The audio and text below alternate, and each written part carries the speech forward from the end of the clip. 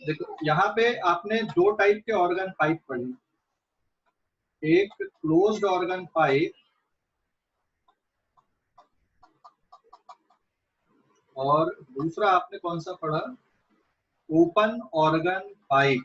कल ये पूरा अपन ने डिस्कशन किए है ना, and open organ pipe, closed organ pipe and open organ pipe. Closed organ pipe मतलब जो एक एंड से क्लोज्ड है, और ओपन ऑर्गन पाइप मतलब दोनों एंड से कैसा होता है, ओपन होता है। जब इसमें वाइब्रेशन होते हैं, स्टैंडिंग वेव जब बनती हैं, तो हमने जो पैटर्न बनाया था यहाँ पे, है ना, हमने जो पैटर्न बनाया था कि भाई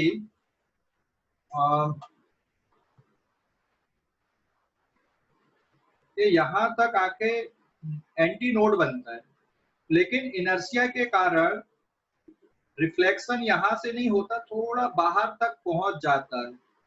सिमिलरली ओपन ऑर्गन पाइप में जो पैटर्न है वो थोड़े बाहर तक आते, दोनों तरफ से बाहर तक आ जाते हैं इनर्शिया के कारण।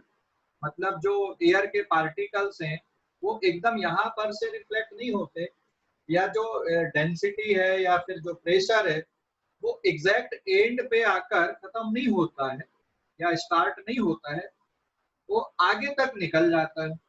इसलिए आपको फार्मूले में क्या करना पड़ेगा, अगर ये क्लोज्ड ऑर्गन पाइप है और ओपन ऑर्गन पाइप है, तो इसको आपको दोनों एंड पे कुछ टर्म और ऐड करना पड़ेगा, जिसको क्या बोलते हैं अपन, एंड करेक्शन जिसको बोलते हैं। तो जैसे यहाँ पे ई इधर पे, और ओपन ऑर्गन पाइप में ये दोनों तरफ से एंड करेक्शन आपको करना पड़ेगा। एंड करेक्शन को आप किससे डिनोट कर रहे हैं, यहाँ पे ई लेटर से डिनोट कर रहे हैं, ठीक है ना।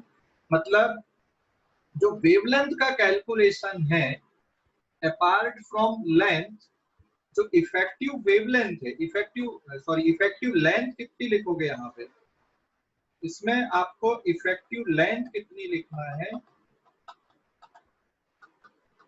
Effective length L effective is equal to actual length plus end correction, और यहाँ पर आपको इफेक्टिव लेंथ कितनी लिखना, L प्लस 2E लिखना है।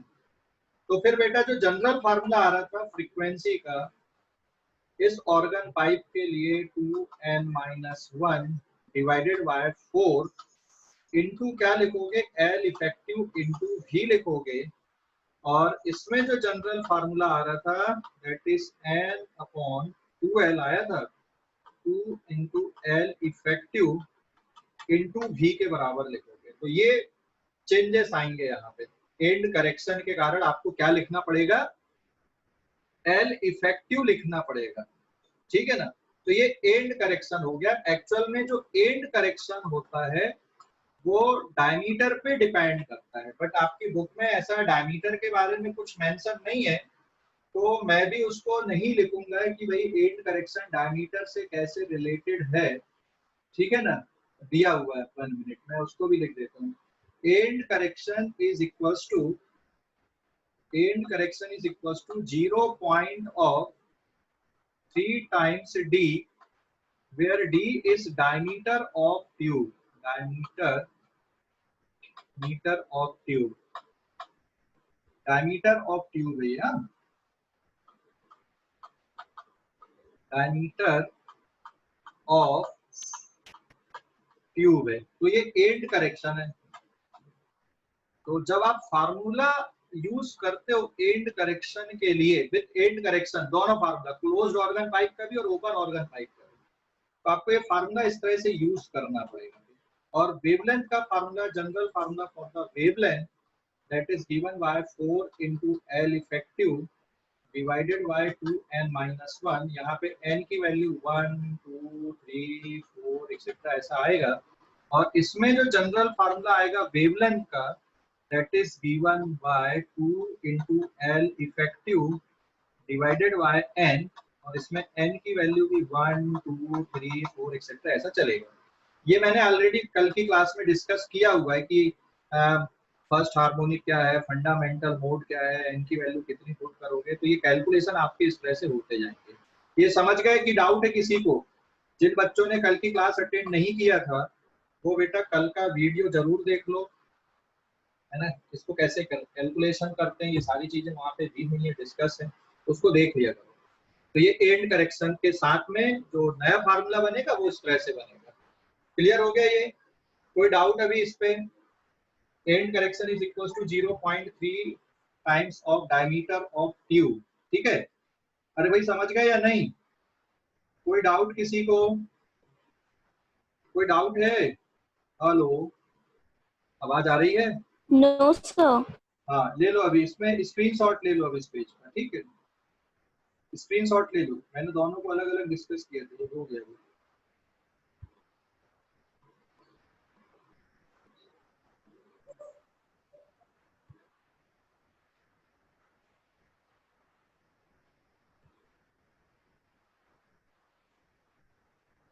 चलिए अभी आप प्रैक्टिकली एंड करेक्शन को कैसे कैलकुलेट करोगे वो अपन देखते हैं। प्रैक्टिकली एंड करेक्शन कैसे कैलकुलेट होगा, ठीक है ना। An exact method to determine the end correction using two pipe of same diameter but different length L1 and L2, उसके लिए कैलकुलेशन कैसे करेंगे वो मैं यहाँ पे डिस्कस कर रहा हूँ, ठीक है ना। ले लो बेटा इस पेज का स्क्रीनशॉट ले लो।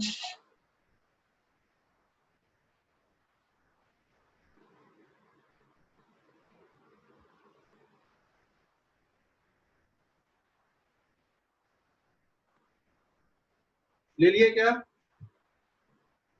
Yes sir. Practically end correction कैसे मेजर करोगे? हालांकि जो आंसर है एंड करेक्शन का that is equal to 0.3 of D, D is the diameter of tube, but practically कैसे मेजर करोगे तो ये पेज नंबर 2 पे मैं बता रहा हूँ अभी।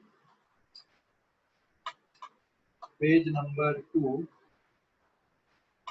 ठीक है। बहुत बड़ा चैप्टर है ये वेव मोशन, ना इसमें मतलब ज्यादा मार्क के क्वेश्चन बनते हैं इसमें से। Practical determination of and correction, practical determination of and correction, practical determination of and correction, आपको प्रैक्टिकली कैसे एंड करेक्शन को कैलकुलेट करना है ओपन ऑर्गन पाइप के लिए और क्लोज्ड ऑर्गन पाइप के लिए। तो पहले मैं यहाँ पे ओपन ऑर्गन पाइप और क्लोज्ड ऑर्गन पाइप, तो इसके लिए क्या करना पड़ेगा आपको? दो सिमिलर डायमीटर की ट्यूब लेना पड़ेगा। दो सिमिलर डायमीटर की ट्यूब लोगे सबसे पहले तो एंड करेक्शन की कैलकुलेशन के लिए। Take two tube of similar diameter but different length,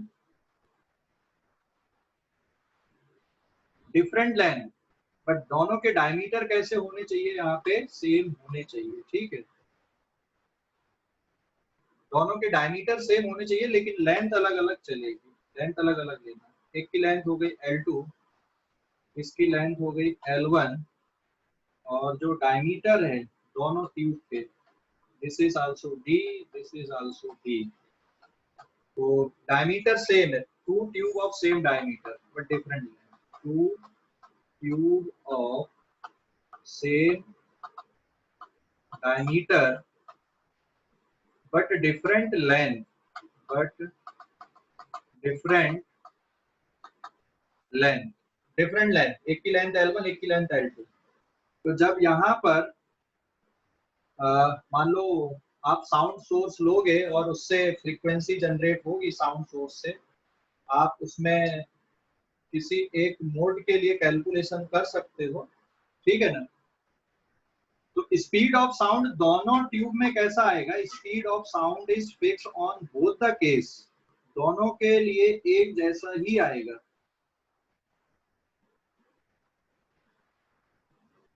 जैसे मान लो यहाँ पे आप पैटर्न बना रहे हो,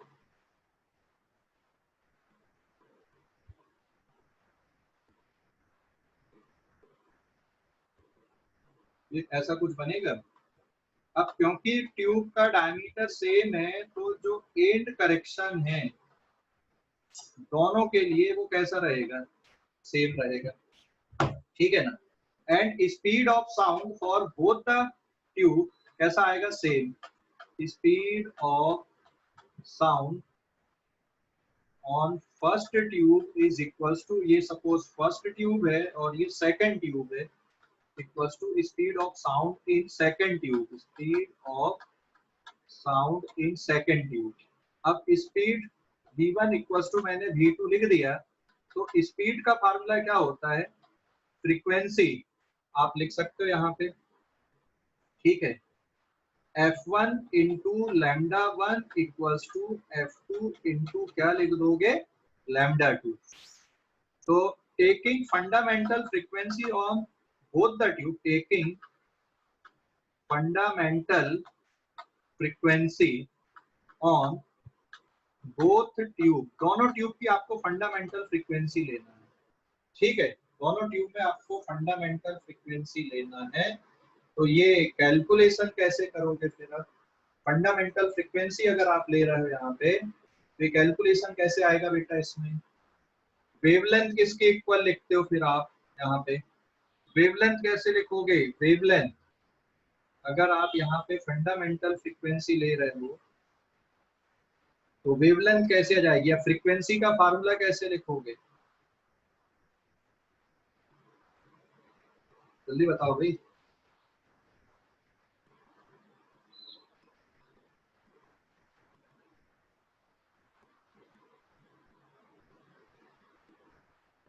कैसे लिखोगे जल्दी बताओ। Yes, sir. हाँ, तो Yes, and sir. Correction for organ pipe on both and, आप इस तरह से कर सकते हो। यहाँ पे क्या लेना पड़ेगा आपको, ऑर्गन पाइप लेना जो दोनों एंड से ओपन हो, और सिमिलर ऑर्गन पाइप है, लेंथ अलग अलग है, डायमीटर सेम रहेगा। तो आप इस तरह से प्रैक्टिकली क्या कर सकते हो, यहाँ पे एंड करेक्शन कैलकुलेट कर सकते हो, ऐसा ये मेथड हो गई, ठीक है ना। ओके, अब आगे बढ़ते हैं अपन बेटा, अगले पेज पे आते, पेज नंबर 4 पे। इस पेज का स्क्रीनशॉट ले लिए क्या? Yes, sir. पेज नंबर 4 अपन ने normal mode of vibration on string भी पढ़ा हुआ है, ठीक है ना। Normal mode of vibration on string अपन ने पढ़ा हुआ है, तो उसमें एक और पार्ट आ रहा है, लॉ ऑफ वाइब्रेटिंग स्ट्रिंग है, हाँ, law of vibrating string, law of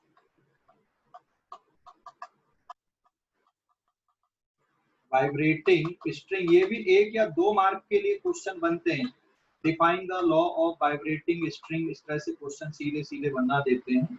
और इसमें नया कुछ नहीं है, जो अपन ने पुराना पढ़ा हुआ है वही है। हमने वाइब्रेशन ऑन स्ट्रिंग ऑलरेडी किया हुआ है, कौन कौन से फैक्टर पे उसकी फ्रीक्वेंसी डिपेंड करती है उसको लिखना है। तो मैं यहाँ पे सबसे पहले तो स्ट्रिंग ड्रॉ कर देता हूँ। ये एक स्ट्रिंग है मान लो, है ना, दिस इज एनी स्ट्रिंग, और इस स्ट्रिंग में अगर वाइब्रेशन हो रहे हैं, जैसे मैं यहाँ पे कौन सा मोड बना दूं, ये एक मोड है, ये कौन सा मोड है, फंडामेंटल है कि फर्स्ट ओवरटोन है, ये कौन सा मोड है, ये बताओ जल्दी से। First overtone. Yes, very good, this is the first overtone, is it clear. तो ये कौन कौन से फैक्टर पे डिपेंड करता है, जैसे यहाँ पे टेंशन फोर्स आ गया, है ना, और कौन कौन से फैक्टर पे इसकी फ्रीक्वेंसी डिपेंड करती है। तो frequency will be given by fn equals to n divided by 2l, where l is the length of string, into यहाँ पे आप क्या लिखते हो, tension force divided by mu, या फिर n divided by 2l under root tension force divided by rho into area of cross section. यही होता है ना फार्मूला। यहाँ पे मैं टर्म को डिफाइन कर दूं, फ्रीक्वेंसी हो गई, यहाँ पे n की वैल्यू क्या आएगी, 1 2 3 एक्सेट्रा, ये चलता जाएगा। l is length of string, length of string, है ना। उसके बाद म्यू क्या है, linear mass density of string, linear mass density of string, that is equals to mass per unit length उसके अलावा रो क्या है, डेंसिटी ऑफ स्ट्रिंग है ये, this is density of string. और व्हाट इज ए, यहाँ पे area of cross section, A को आप लिख सकते हो pi r square, that is area of cross section of string, area of cross section of string. ठीक है, तो इसमें लॉ कैसे लिखोगे आप, सबसे पहले यहाँ पे क्या आ जाएगा, तो therefore law of length, law of length मतलब फ्रीक्वेंसी के लिए आपको लॉ यहाँ पे लिखना है। ठीक है, फ्रॉम द फॉर्मूला 3 लॉ यहाँ पे बनेंगे। Law of length, fundamental frequency of vibration is inversely proportional to law of length. हम ये सारे कैलकुलेशन फंडामेंटल फ्रीक्वेंसी के लिए लिख रहे हैं, या तो फर्स्ट ओवरटोन के लिए लिखोगे या सेकंड के लिए लिखोगे, किसी फिक्स के लिए। तो यहाँ पे for fixed mode of vibration और फिक्स्ड मोड ऑफ वाइब्रेशन लिख दो। लेट ये कौन सा वाइब्रेशन आप ले रहे हो, यहाँ पे फंडामेंटल मोड आप ले रहे हो। ठीक है, फंडामेंटल मोड के लिए तो law of length, frequency is inversely proportional to length, पहला लॉ हो गया।